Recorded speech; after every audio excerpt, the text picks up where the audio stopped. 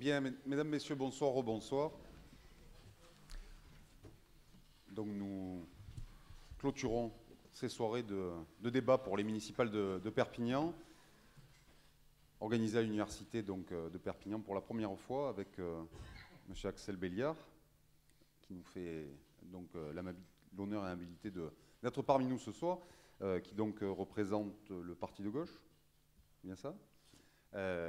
Merci donc Monsieur Béliard d'être parmi nous. Merci à vous tous également pour votre présence. Donc rien de nouveau sur mon petit discours introductif, dont je serai relativement bref. Bien évidemment l'optique de cette heure que nous allons passer ensemble et de pouvoir avoir votre vision un petit peu en tant que candidat à la municipalité de Perpignan, de l'université dans la ville, de l'université dans votre projet de ville et d'agglo, puisque on vote aussi pour les conseillers communautaires, et que Perpignan a un rôle majeur à jouer également dans l'agglomération de Perpignan-Méditerranée.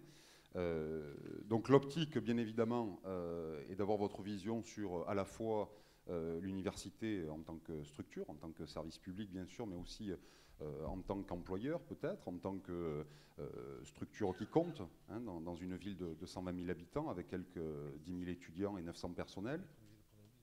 D'avoir votre vision aussi sur la place de la jeunesse dans cette ville, la place de la vie étudiante, de la culture.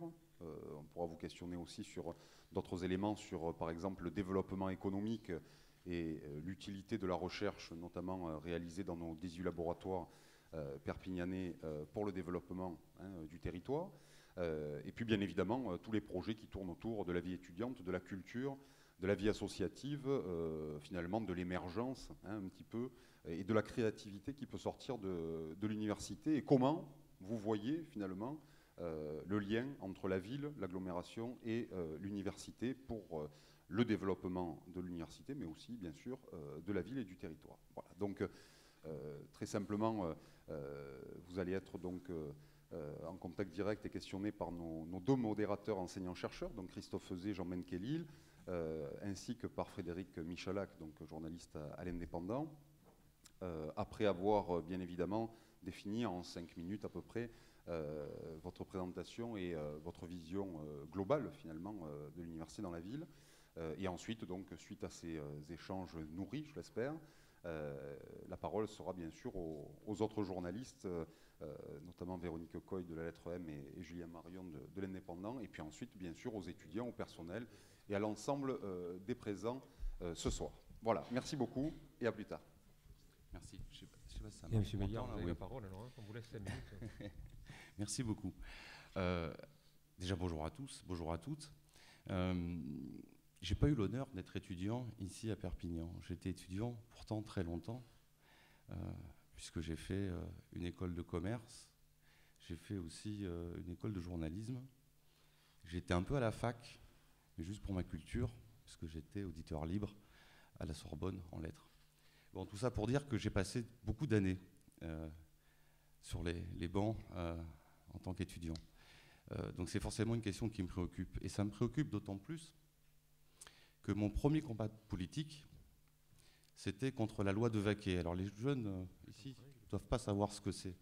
La loi de Vaquet, c'est un petit peu l'ancêtre de la loi Pécresse. C'est-à-dire que c'est une loi qui voulait déjà inscrire l'autonomie des universités. Et ça permettait, enfin c'était le projet de loi en question, ça permettait aux diverses universités dans les régions de définir par exemple leurs frais d'inscription ou d'autres modalités qui instauraient finalement une sélection, soit une sélection par l'argent, soit une sélection par le niveau d'études. À l'époque, moi j'étais en terminale, j'étais un jeune de gauche déjà, et j'avais beaucoup de camarades qui devaient partir à l'université. Et cette loi pouvait remettre en cause leur inscription. Alors je me suis battu, et il y a eu beaucoup de manifestations, très grandes manifestations. J'étais à Paris à l'époque. Certains d'entre vous se rappellent peut-être d'un garçon qui s'appelait Malik Oussekine, qui est mort lors de ces manifestations. Le résultat, c'est que la loi n'est pas passée, elle a été retirée. Et puis malheureusement, 20 ans après, un peu plus de 20 ans après, eh bien, le gouvernement Sarkozy a fait passer la loi LRU. Et on se retrouve dans une situation où l'État se désengage de l'université. Alors on demande aux régions, aux entreprises, à qui peut donner de l'argent. Donc il est bien évident que, puisque là on est dans le contexte d'une élection municipale, je ne suis pas ici en tant que candidat pour une législative et encore moins une présidentielle, la mairie doit tenir compte de cet état de fait. Et elle doit être présente là où l'État est aujourd'hui défaillant. Alors on en parlera, on expliquera un petit peu les modalités selon lesquelles la mairie doit prendre ses responsabilités. Je voudrais quand même insister sur le fait que l'université est un acteur majeur dans le dynamisme d'une ville. Ce n'est pas le seul. Il y a le commerce, il y a les entreprises, il y a un certain nombre de choses. Mais pour avoir justement été étudiant pendant longtemps, je sais quel est le dynamisme qu'apportent les étudiants dans une ville. Alors tout à l'heure on parlait d'université verrue. J'aime pas du tout ce terme, je pense que vous l'aimez pas non plus. La question qu'on doit se poser, c'est ce que doit apporter l'université à la ville et ce que la ville doit apporter à l'université. Ce sont des partenaires et qui doivent s'élever ensemble. Alors, dans le cadre de notre programme, peut-être on y reviendra, mais compte tenu de la misère sociale de Perpignan, il est indispensable de donner un certain nombre de perspectives. Ce n'est pas juste des pansements sur des jambes de bois, il faut trouver un avenir à Perpignan. Alors à une époque, il y a des gens qui ont dit on va faire le tout-tourisme. Bon. On en a vu les limites. Alors nous, on a pensé à autre chose, qui serait a priori pérenne. Voilà. Ça concerne la transition énergétique. Alors, c'est un domaine dans lequel l'université est déjà un petit peu présente avec le solaire. Mais il n'y a pas que le solaire. Il y a l'éolien, il y a l'hydrolien, il y a la géothermie, etc. Le projet que nous avons, c'est un travail sur 3 piliers. Alors, il y a l'enseignement, la formation professionnelle, il y a les entreprises et il y a l'application concrète sur le terrain. J'explique très rapidement. À une époque, Toulouse a pris le pari de l'aéronautique et de l'aérospatiale. Donc ils ont tout mis en œuvre pour que Toulouse devienne un pôle d'excellence en la matière. Et bien Perpignan se doit de faire la même chose en matière de transition énergétique. C'est-à-dire, d'une part, faire venir des laboratoires, très des vite, entreprises. parce que vous avez dépassé votre temps de parole. Ah bon Vraiment très vite. Alors pour être équitable très vite, avec et puis on y reviendra peut-être plus tard. Avec les questions. D'accord. Donc faire venir des entreprises et des laboratoires, aider à la création de filières ici, dans les domaines que j'ai cités, hein, la géothermie, l'hydrolien, etc. Et puis ensuite, l'application concrète sur le terrain. Donc ça peut être dans le domaine de la construction, par exemple, mais aussi des transports, etc. Et donc là, on a 3 piliers qui fonctionnent ensemble et qui permettent d'avoir de réelles perspectives. Je m'arrête, c'est ça? Oui. D'accord. Merci. De toute façon, les questions que vous posez, vous allez rebondir. Très bien. Donc la première question est liée justement au rôle de la ville dans le fonctionnement de l'université. Vous savez que l'université actuellement, vous avez parlé de la loi LRU, a des difficultés, hein, puisque l'État se désengage assez fortement. Cependant, certaines municipalités ont fait le choix d'aider massivement leurs universités, ce qui n'a pas été le cas pour Perpignan depuis des années, puisque des chiffres ont été cités. Bon an, mal an, 15 000, 20 000 euros depuis quelques années. À côté de cela, des petites villes comme Narbonne, qui accueillent un site universitaire, donnent 10 fois plus. Alors, sous plusieurs formes. Ils aident l'université dans ses projets de développement immobilier, très peu dans le fonctionnement, mais avec mise à disposition de personnel. Si vous étiez élu à la mairie de Perpignan, quelle serait votre vision de cette aide que vous pourriez amener à l'université? Bon, je l'ai dit un peu tout à l'heure, vu le contexte législatif actuel, la mairie doit prendre ses responsabilités, donc aider l'université.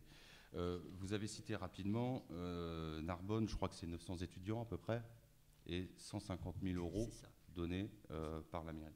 Perpignan, c'est 9 000 étudiants, donc 10 fois plus, et la mairie donne 10 fois moins. 9 000 moins 800. Bon. C'est évidemment totalement intolérable.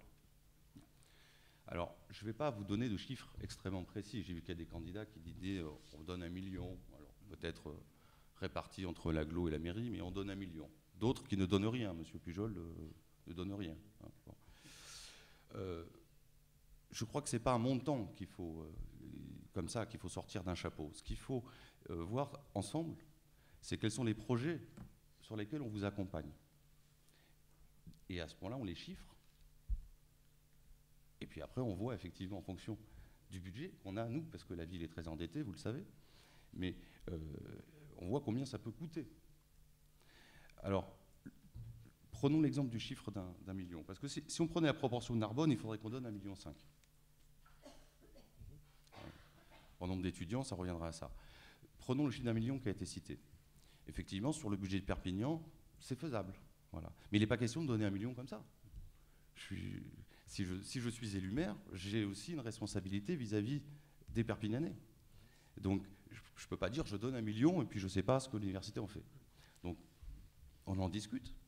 Voilà, on en discute avec les autres acteurs locaux, qui sont le conseil général, le conseil régional, bon, l'agglo, etc. Mais sur la base de projets extrêmement précis sur lesquels on est d'accord.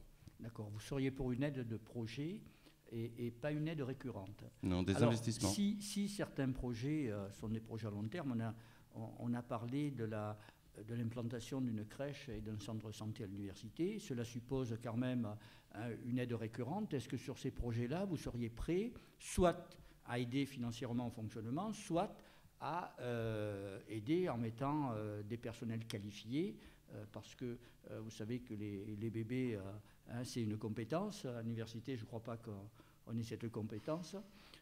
Par conséquent, ça relève plus des services, je dirais, des crèches municipales que réellement de l'université. Donc, est-ce que sur ces projets, je veux dire, structurants, vous pourriez vous impliquer? Voilà. Sans apporter de chiffres précis, mais un engagement précis sur ces actions. Bon, vous avez cité 2 secteurs, effectivement, dans lesquels la ville est défaillante. Les crèches municipales et la santé que j'appellerais de proximité. Il est bien évident que ce sont 2 secteurs dans lesquels on doit travailler. Alors, si je prends simplement le thème de la santé, nous on a prévu, dans notre programme, vous en aurez connaissance plus globalement pour la ville de Perpignan, mais on a prévu des maisons médicales pluridisciplinaires. Donc ce sont des structures qui tiennent de l'économie sociale et solidaire, qu'on veut mettre en place dans différents quartiers, pour donner un accès aux soins aux gens qui sont les plus défavorisés. Or, les étudiants aujourd'hui font partie des gens extrêmement défavorisés. Donc, oui, je retiens cette idée, puisque de toute façon, on voulait le faire dans l'ensemble des quartiers. C'est un besoin à l'université. Alors, est-ce qu'on le fait dans l'université ou est-ce qu'on le fait à côté pour que les autres personnes du quartier puissent aussi en bénéficier? Ça, c'est une discussion qu'on peut avoir. Voilà. Mais ça, oui, ça fait partie des choses que l'on propose. En ce qui concerne la crèche, je trouve ça très intéressant comme question. Pas uniquement parce qu'il y a des tas de gens qui vont s'imaginer, mais qu'est-ce que ça veut dire? Ça veut dire qu'à 18, 19 ans, les filles viennent accoucher à l'université. Qu'est-ce que c'est que cette histoire? Non, c'est pas ça du tout. C'est qu'il y a aussi des femmes qui reprennent leurs études après une grossesse. Surtout que dans la situation actuelle, on est obligé parfois de reprendre des études pour trouver un emploi. Donc, faciliter cet accès aux études par le biais d'une crèche dans l'enceinte de l'université, oui, tout à fait. Alors, ça peut être effectivement par la fourniture de personnel, par d'autres moyens, peut-être l'aménagement d'un local auquel on pourrait participer à tout ça. Oui, bien sûr. Oui, vous évoquez la transition énergétique. Ça m'a fait venir sur le problème récurrent que nous avons évoqué à chacun de nos entretiens avec les candidats des transports. Quelle est votre perspective vis-à-vis de l'amélioration de la fluidité des transports de l'université par rapport au centre-ville, et comment vous assumeriez justement cette transition énergétique en la matière? Non, ce qui est formidable de participer à un débat comme ça en dernier, c'est qu'on a pu entendre voilà, ce qu'ont dit les autres. Et puis il y a aussi ce qu'ont fait les autres. Parce que... magique de nos questions, comment c'est voilà. Bon, il n'y a pas de, tout le monde le sait, le réseau de bus à Perpignan est extrêmement défaillant. Il est défaillant pour plusieurs raisons. Il est défaillant parce que il y a une fréquence qui est insuffisante. C'est-à-dire que c'est pas possible d'attendre le bus pendant 20 minutes. Pour qui que ce soit. Pour les étudiants, on en a parlé parce qu'il ne faut pas qu'ils soient en retard, etc. Mais aussi pour les gens qui veulent travailler, mais même quand on a envie de sortir, faire ses courses, bon, on n'a pas envie d'attendre 20 minutes un arrêt de bus. Donc ça, c'est un premier point. Le deuxième point, c'est effectivement élargir les horaires. Il faut que le soir, on puisse aussi se promener, on n'est pas cloîtré dans un quartier. Tout ça, on y reviendra, mais ça touche la vie des étudiants. Alors, on nous a fait un truc formidable l'an dernier. On nous a vendu un tramway, mais c'est un tramway qui fonctionne sur une route normale, avec des pneus, c'est un bus, quoi. Voilà, c'est un bus. Alors on a mis des écailles dessus, c'est joli, mais c'est un bus. Mais c'est un bus énorme, en plus. Oui, il est très très long. Vous avez remarqué ? Bon, est-ce qu'il y a besoin d'un bus aussi long ? Moi, je pense qu'on pourrait faire des bus plus courts, mais simplement qui circuleraient plus souvent. Qu'est-ce que vous en pensez ? Je ne suis pas candidat à la municipale. C'est pas bête, non ? Il faudrait demander aux étudiants. Non, mais voilà, sérieusement, si on augmente la fréquence, on n'a pas besoin d'aussi grands bus. Donc on fait des plus petits bus, qui passent plus souvent. Donc plus nombreux. Les gens attendent moins longtemps. Les petits bus plus nombreux, du coup. Ah, plus nombreux. Mais ceux-là, vous en faites quoi ? Oui, mais en même temps, ils ne sont pas à la queue leu, Madame Échalat. Hein, vous avez bien compris qu'au lieu qu'il y en ait un gros qui passe toutes les 20 minutes, il y en aura par exemple 2 petits toutes les 10 minutes. Et ceux qui ont déjà été achetés par l'aglo, en l'occurrence Alors, vous savez, c'est ça le problème, c'est que quand on prend la mairie, on prend le bilan du prédécesseur. Voilà. Donc on prend aussi le déficit du tas de l'archipel, du centre d'Elmone, etc., etc., etc. Et oui, donc c'est un problème, qu'est-ce qu'on va en faire de ces bus ? Bon, on va les revendre. Si vous voulez que je vous dise. Voilà. Alors à qui ? Peut-être au Conseil Général, je ne sais pas, si on les repeint. Voilà. Le bus à gros. Voilà. Les pistes cyclables, Ah oui, on les revend ? Non, on ne les revend pas, il n'y en a pas. Là, on ne peut pas les revendre. Bon.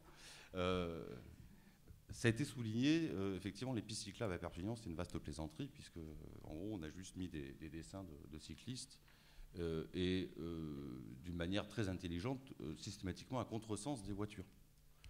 Alors, moi, j'habite dans une rue comme ça, où c'est le cas, donc il y a la place pour une seule voiture, et puis on demande aux cyclistes de venir en sens inverse. Donc il y a les gens qui se mettent au balcon, puis attendent qu'un cycliste se fasse renverser. Ça, c'est évidemment pas sérieux. J'entends que ça coûte très cher. Je vous avoue, moi, j'ai pas chiffré, je sais pas. Voilà, je peux pas vous dire comme ça, je sais combien ça coûte de faire des pistes cyclables. Ce qui est évident, c'est qu'on n'a pas beaucoup d'axes très larges à Perpignan. Et qu'on ne peut pas promettre de faire à la fois des couloirs de bus, des pistes cyclables, tout en laissant une circulation relativement fluide. Voilà. Donc il y a des axes sur lesquels on peut le faire, d'autres sur lesquels on ne peut pas le faire. Et puis, ça relève aussi de toute une politique d'urbanisme. Bon. Alors, il faut revoir effectivement tout le réseau de circulation perpignanais. Ce n'est pas uniquement la piste cyclable, c'est tout l'ensemble. Voilà. Donc là, vous dire comme ça, oui, on met une piste cyclable à tel endroit, non, ça ne serait pas raisonnable. Bon, en tout cas, pas du vélo partout. Vous dites que ce n'est pas possible partout. Non, sur une petite rue, c'est pas possible de faire une piste cyclable avec le petit rebord, machin, pour pas que les voitures aillent dessus. Non, donc ça, vous n'envisagez pas de sortir les voitures du centre-ville, par si. exemple ? Ah si. Mais je dis pas qu'il faut pas faire de piste cyclable. Je dis simplement que, voilà, dans une petite rue, bon, c'est difficile. Alors, par Dans contre, une petite rue, on choisit entre le vélo et l'auto. eh ben, vous direz ça aux Non, vous automobilistes. choisirez entre le vélo Ouais. et l'auto pour les petites. Ah ben, ça pourrait, oui, pourquoi pas. Ça pourrait être intéressant d'avoir un centre-ville qui soit un peu plus piéton, par exemple. Mais ça aussi, c'est un aménagement urbain, donc ça veut dire qu'il faut des parkings, qu'il faut en périphérie, etc. Et ça veut dire surtout qu'il faut, là aussi, des transports en commun qui soient efficaces. Alors vous avez Tout le monde dénoncé ne prend pas le vélo. le faux bus tram. Oui. Est-ce que vous êtes favorable à la mise en place, comme certains candidats l'ont proposé, d'un vrai tram? Non, alors là aussi, il faut être sérieux. Moi, je suis originaire d'une ville qui s'appelle Bordeaux.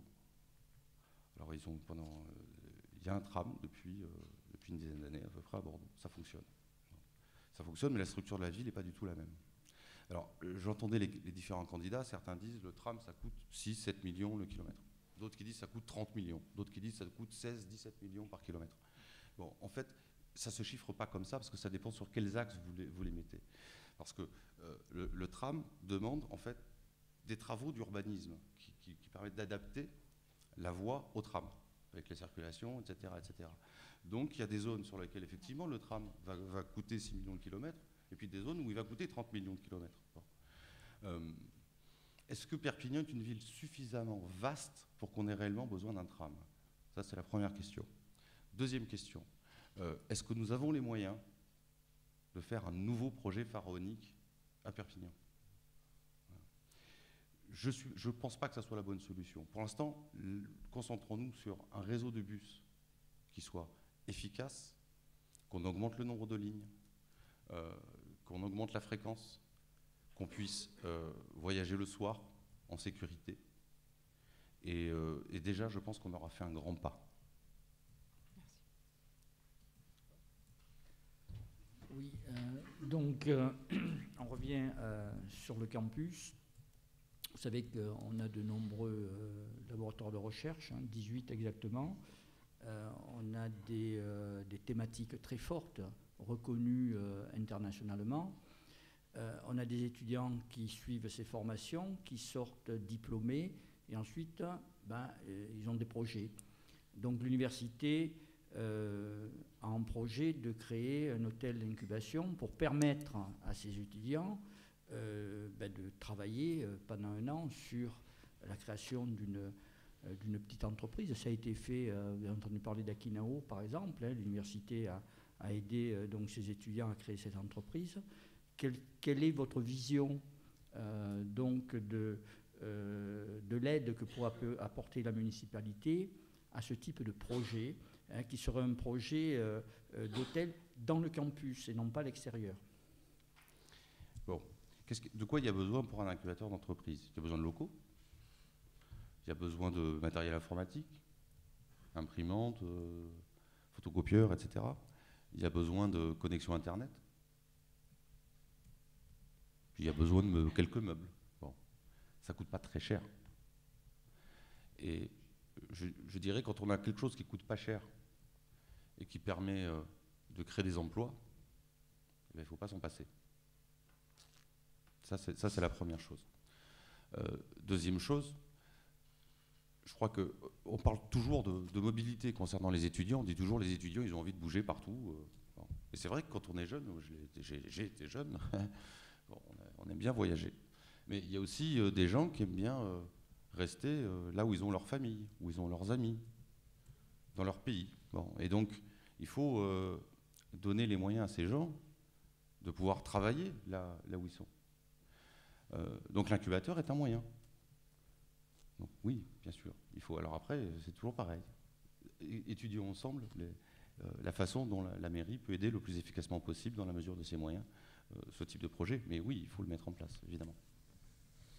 Puisque vous êtes le dernier candidat à passer le grand oral, vous avez entendu parler du projet récurrent qu'on a évoqué à chaque fois d'implantation d'une partie du campus, peut-être de la fac de droit, peut-être d'autres éléments, je ne sais pas.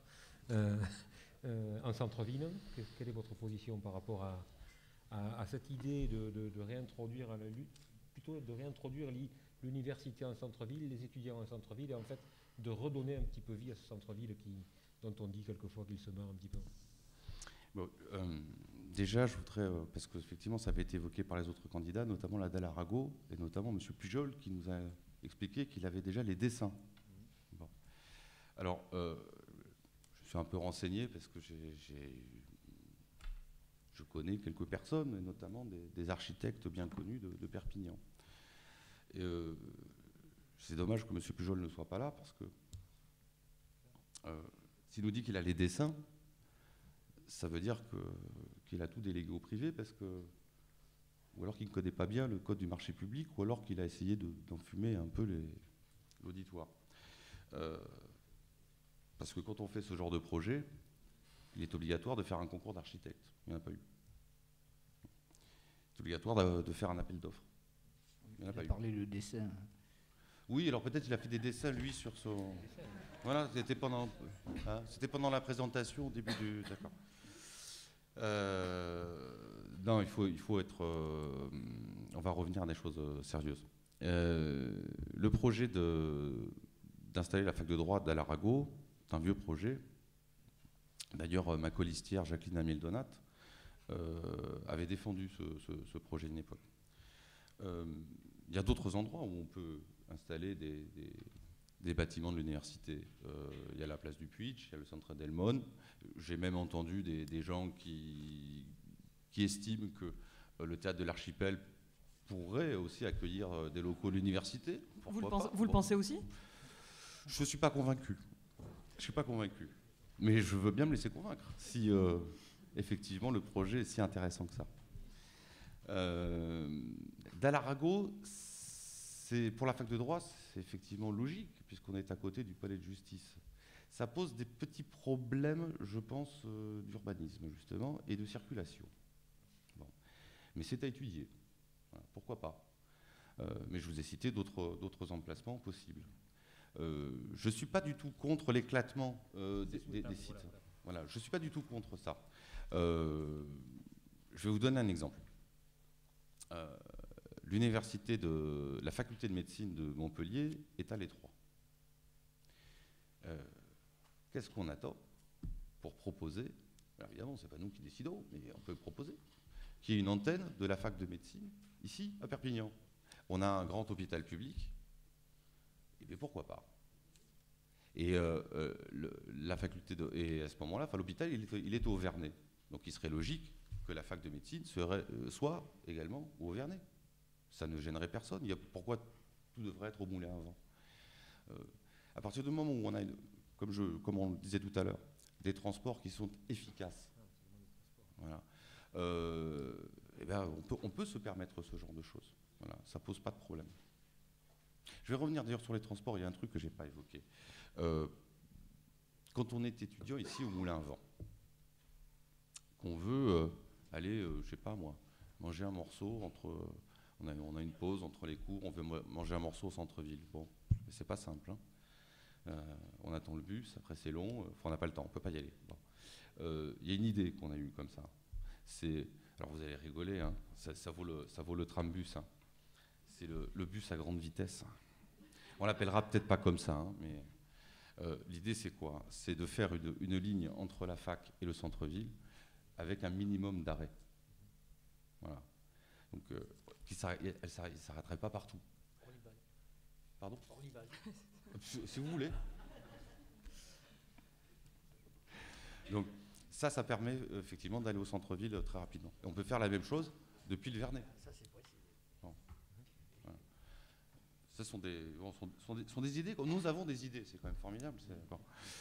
Je ne sais pas si les autres avaient autant d'idées, ou peut-être que les nôtres ne sont pas bonnes, je ne sais pas. Enfin bon. Toujours, on parlait de... Excusez-moi, là, je suis revenu... Bah oui, forcément. Parce que je suis parti sur autre chose. On en était où? J'ai oublié. Ouais. Moi-même, je ne sais plus. Vous savez plus. Bon. Je vous trouble. Hein. Bon. C'est ça. La fac de droit, voilà. Non, la fac de droit, voilà. Oui, la fac de droit. Donc tout ça, effectivement, sont des implantations qu'on doit réfléchir ensemble et sur laquelle la mairie non seulement doit aider, mais qui doivent être comprises dans un plan global d'aménagement de la ville. Voilà. Comme je vous le disais, la ville et l'université sont indissociables. Voilà. quelle est votre vision de la vie étudiante en matière de sport, culture, en particulier pour le sport, hein? Vous savez, les étudiants aiment beaucoup le sport. Est-ce que vous pensez que les équipements, en particulier ceux du parc des sports, sont suffisants? Est-ce que vous pensez que la mairie doit s'investir un peu plus sur l'université pour aider donc les étudiants? Et est-ce que les subventions qui sont données par la mairie à nos grands clubs de sport ballon ovale pourraient être revues pour peut-être les diriger vers d'autres destinations? Je commence par quoi? Par l'USAP? Allez, oui. Je commence par l'USAP. Bon, vous doutez bien que financer l'USAP, c'est pas forcément ma tasse de thé, moi qui suis de gauche. Mais il se trouve que on y est attaché ici à l'USAP. Mais je pourrais dire la même chose des Dragons catalans. Aujourd'hui, l'USAP et les Dragons catalans, c'est les deux plus grosses subventions de la mairie de Perpignan. Le fait est que s'il n'y avait plus ces subventions, ça serait un coup très dur porté à ces deux clubs. Et que ça, je pense que les Perpignanais nous le reprocheraient sur 50 générations. Donc, bien entendu, il n'est pas question de couper les subventions.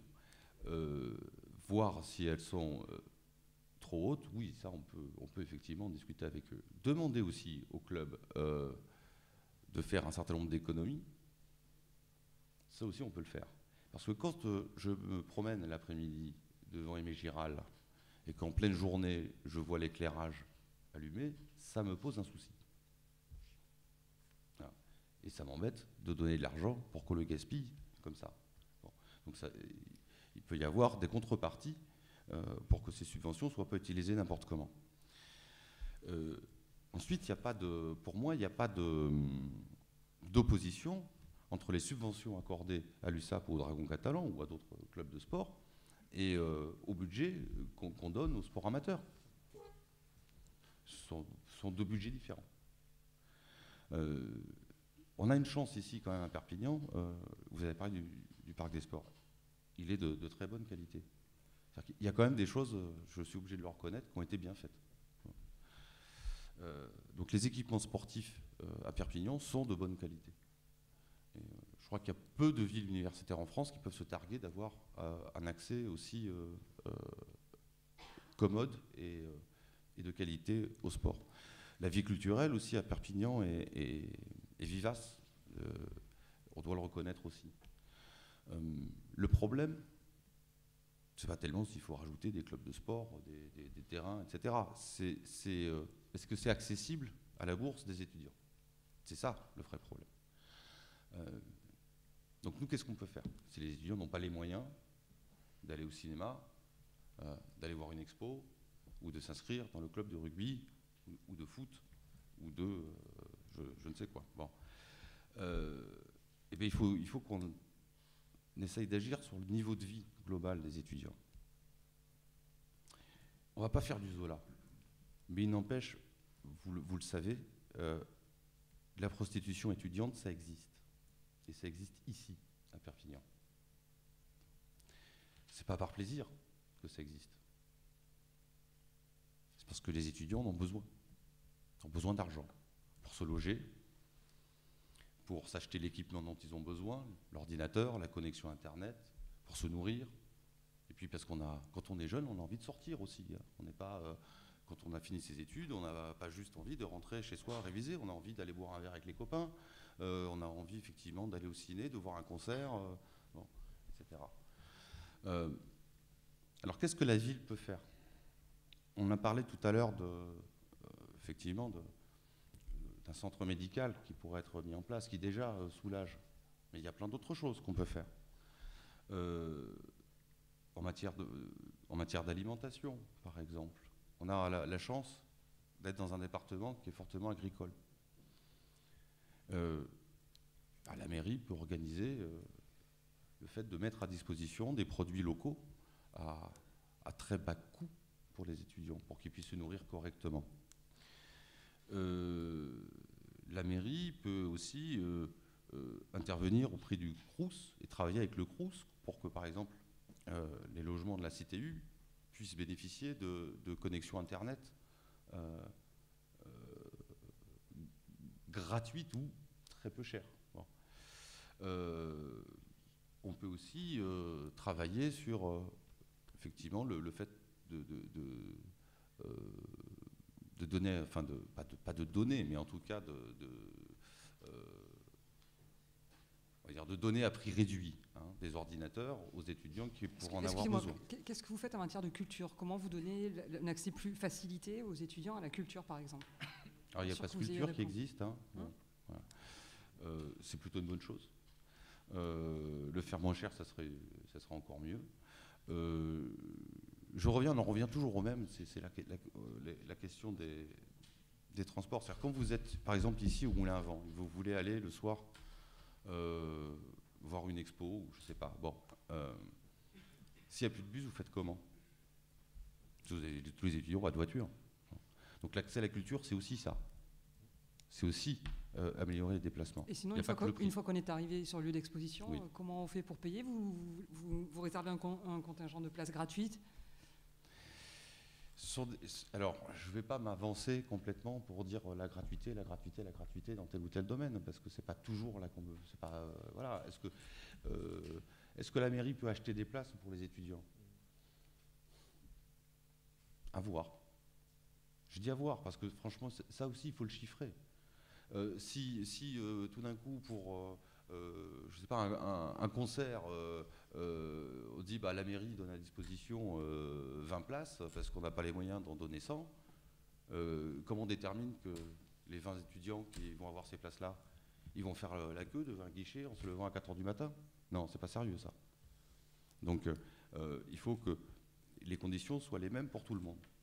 Si c'est des tarifs réduits, etc., oui, ça on peut le faire. Ça existe déjà d'ailleurs. Alors, mais si, comme la mairie subventionne l'USAP, pourquoi l'USAP ne mettrait pas à disposition de l'université un certain nombre de billets à bas prix? Ça remplirait le stade. Alors oui, ça oui, même il en a l'obligation. On a parlé à plusieurs reprises du soutien, j'allais dire, communicationnel dont a besoin l'université. On aimerait des fois organiser des cérémonies d'ouverture, des cérémonies de clôture, des cérémonies de remise de diplômes, etc., liées autour de l'activité de l'université. Est-ce que vous seriez prêt, si vous étiez élu maire de Perpignan, à soutenir ces démarches auprès de l'université? Et plus généralement, est-ce que vous seriez d'accord pour assumer un rôle presque, j'allais dire, promotionnel de l'université dans la ville? Oui, si on veut développer l'université. Développer l'université, c'est faire venir des étudiants. C'est faire venir aussi, on l'a dit, des entreprises. Donc c'est de toute façon améliorer le tissu économique local et le bien-vivre local. Donc on a tout intérêt à aider à la communication sur l'université. On doit, nous, Perpignanais, être fiers de notre université. Et on doit le dire. La fierté d'être Perpignanais, c'est pas uniquement l'USAP. Voilà, on parlait de l'USAP, mais c'est aussi tout ce qu'on peut avoir d'intéressant et qui donne des perspectives à cette ville. Donc oui, il faut accompagner l'université. Alors est-ce que c'est pour une cérémonie, etc. Tout ça, ça se discute, on le fait ensemble. Mais oui. La traditionnelle question sur l'adjoint délégué spécialement à la fac ou un vice-président d'agglo. Vous êtes favorable à ça? Oui, vous avez compris quand même que dans mon projet municipal, il y avait une place à l'université qui était très importante. Vous avez compris que j'en fais un des piliers centraux de l'avenir perpignanais. Et dans la mesure où, effectivement, malheureusement, l'État se désengage de l'université, où on ne peut pas tellement non plus compter sur la région, pas à cause de son président ou de son vice-président à l'enseignement qui se présente ici. Ça n'a rien de personnel, c'est juste que dans une région, on le voit bien, les universités sont mises en concurrence les unes avec les autres. Bon. Donc si on veut que Perpignan fonctionne, c'est à nous maintenant de reprendre le flambeau. Donc oui. Donc oui. Vous aurez un adjoint spécialement dédié à l'université. Oui. Combien avez-vous d'étudiants, ou si elle est déjà complète, sur votre liste? Ah, je suis content que vous me posiez cette question. Je vous en prie. Parce que j'entendais M. Cresta, donc notre chargé d'enseignement à la région. Il ne l'est plus. Ah, il dit, oh zut, j'ai raté ça. Bon. Il l'était. Hein, bon. Donc il nous disait, j'ai 3 étudiants. C'est ça, hein? Vous en avez plus alors? Ah, je crois que j'ai à peu près pareil. Bon. Simplement, eux, ils sont étudiants ici. Ce qui n'est pas le cas des étudiants de M. Cresta.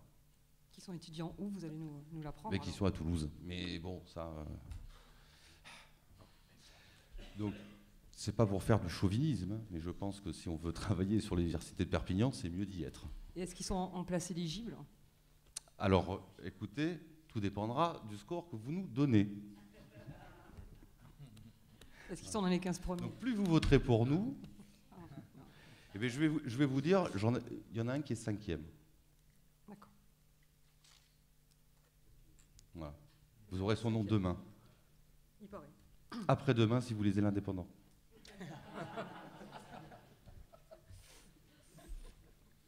Bien, on va peut-être donner la parole à la presse et après à la salle.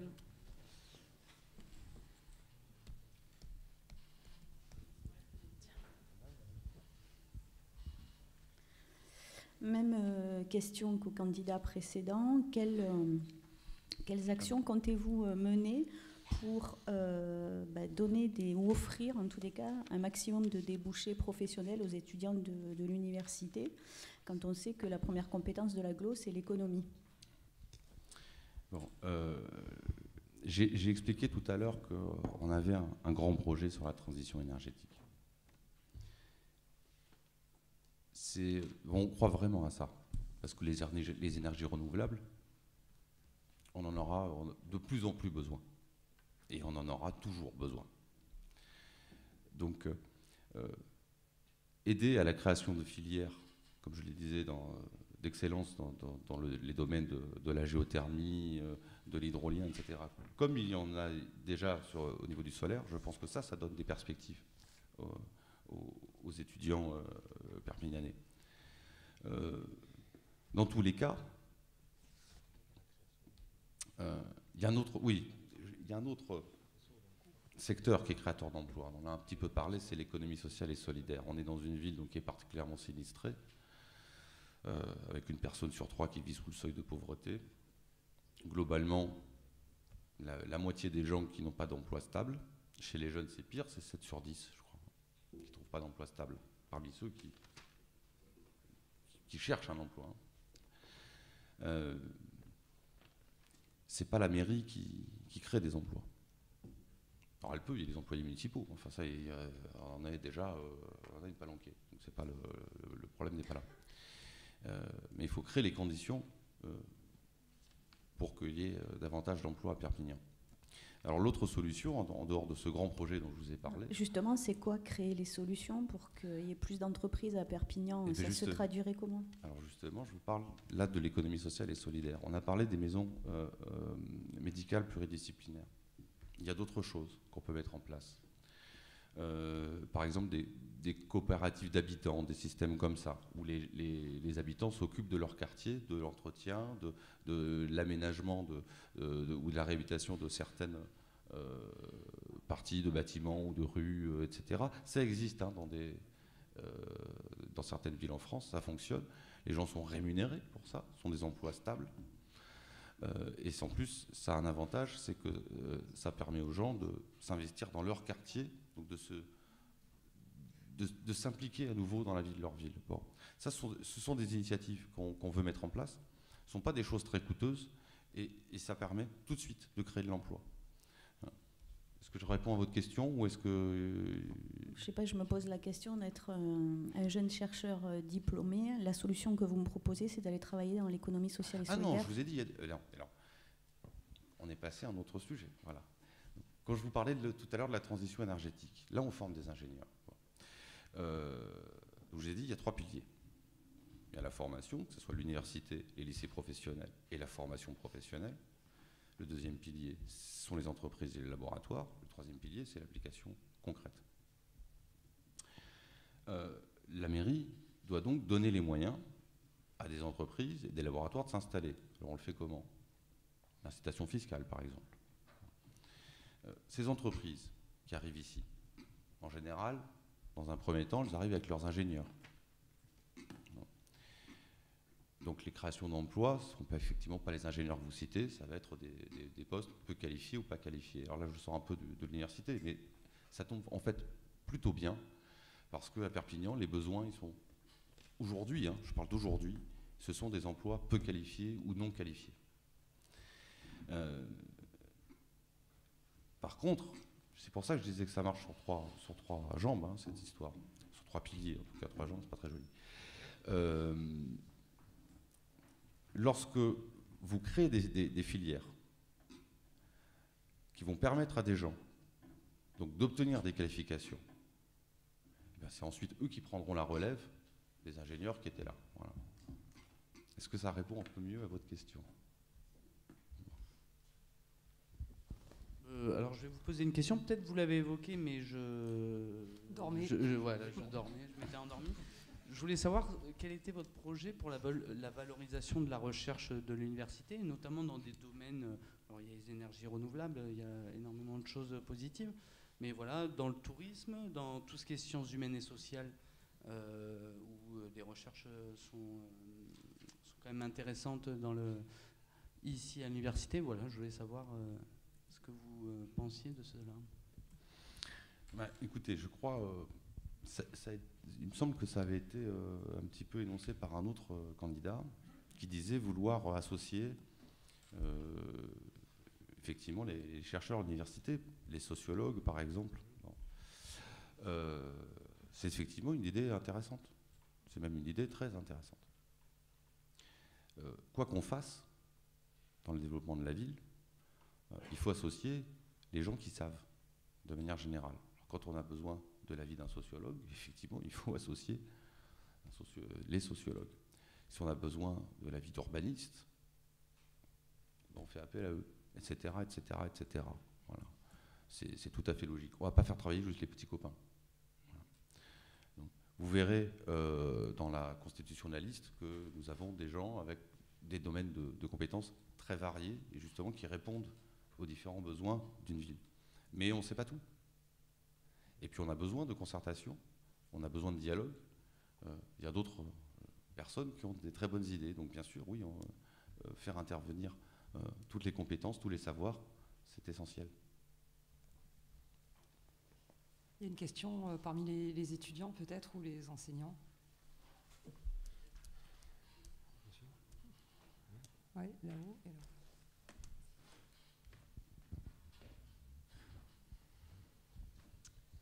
Sylvain Moran, donc enseignant dans cette université. Je vais poser une question un peu similaire à celle que j'ai posée à votre prédécesseur. Lors des dernières élections régionales, il y avait eu une liste commune qui comprenait le Parti communiste, le NPA et le Parti de gauche, entre autres, et bon, qui, je pense, avait fait un bon score. Comment expliquez-vous que pour ces élections, donc les suivantes actuelles, ces 3 partis se retrouvent sur 3 listes différentes?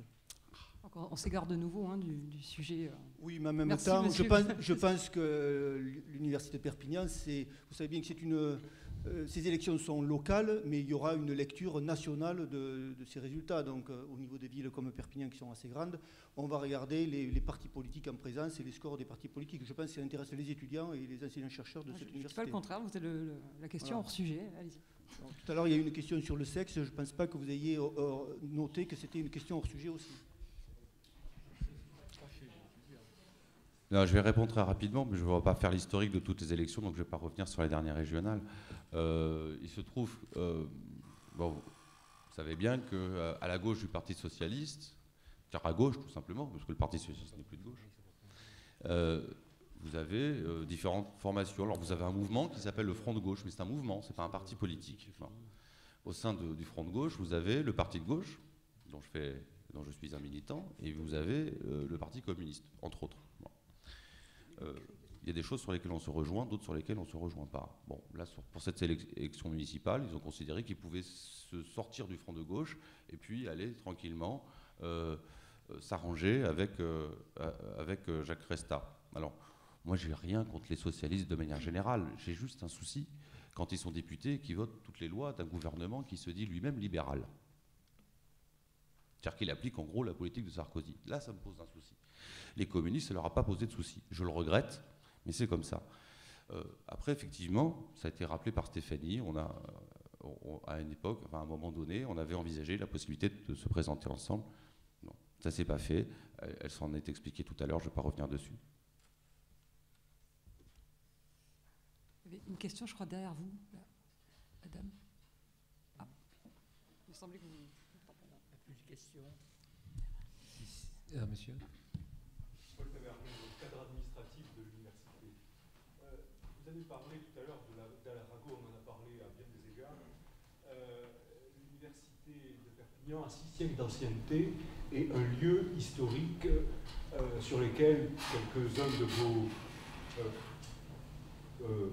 non pas partenaires mais concurrents, ont envisagé éventuellement de faire quelque chose. Alors qu'est-ce que vous feriez, vous, par rapport justement à l'ancienne université qui se trouve vraiment dans un cadre très particulier, historique, entre deux quartiers, dont l'un est en difficulté nette?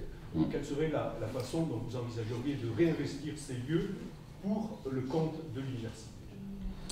Alors moi tout seul, je ne fais rien, déjà. Et vous feriez avec l'université? Après, voilà, ça fait partie, quand je disais tout à l'heure, il y a plusieurs possibilités. Certains parlent de la Dalle Arago, d'autres parlent de la place du Puig, du Centre Delmon, voire même du théâtre de l'Archipel. Tout ça, ça s'étudie. Voilà, et ça s'étudie en concertation avec non seulement l'université, mais effectivement des urbanistes, et pour savoir exactement qu'est-ce qu'on veut faire. C'est pas juste on reprend un vieux bâtiment et puis un beau vieux bâtiment et pour redonner le lustre d'antan. C'est pas uniquement ça. La question se pose pas dans ces termes-là. Sinon on fait un musée. En tout cas, ça ferait partie des lieux où vous envisageriez d'éclater justement l'université. Mais pourquoi pas? J'ai pas la prétention d'avoir toutes les réponses comme ça. Donc je vous l'ai dit, ça s'étudie. Mais avec tous les partenaires associés à ça. D'autres questions? Alors on va peut-être donner la parole pour le mot de sortie à notre président, puisque nous en avons terminé avec l'audition entre guillemets des 7 candidats. Oui, merci. Je serai extrêmement bref, tout le monde a faim. Monsieur Béliard, je vous offre donc, comme aux autres candidats, le livre Prestige de l'histoire de l'université. On parlait de 6 siècles d'existence, 663 ans exactement, que l'université de Perpignan existe, et une des plus anciennes universités d'Europe. Pour fêter ça, et j'en parlais tout à l'heure à Madame Font, justement, la fondation de l'université a financé, donc ces mécènes, les entreprises, ont financé ce projet qui est notre projet, le projet de l'université. Et donc j'ai le plaisir de vous l'offrir comme aux autres candidats.